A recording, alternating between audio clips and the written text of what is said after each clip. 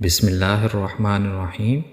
کروڑوں درود و سلام حضرت محمد صلی اللہ علیہ وسلم پر اور ان کی آل پر۔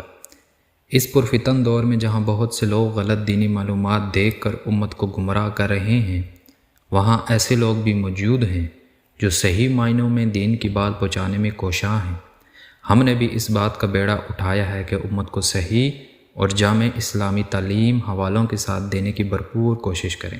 آپ دیکھ رہے ہیں اسلامک کنٹینٹ اور میں ہوں جے ڈی۔ پیشاب کی احتیاط نہ کرنا گناہ کبیرہ۔ حضرت ابن عباس رضی اللہ تعالیٰ عنہ سے روایت ہے، انہوں نے فرمایا، نبی صلی اللہ علیہ وسلم مدینے یا مکے کے کسی باغ سے گزرے تو وہاں دو آدمیوں کی آواز سنی جن کو قبر میں عذاب ہو رہا تھا۔ اس وقت آپ صلی اللہ علیہ وسلم نے فرمایا، ان دونوں کو عذاب ہو رہا ہے لیکن یہ عذاب کسی بڑی بات پر نہیں دیا جا رہا۔ پھر فرمایا، ہاں بڑی ہی ہے، ان میں سے ایک تو اپنے پیشاب سے احتیاط نہیں کرتا تھا اور دوسرا چغل خوری کی عادت میں مبتلا تھا۔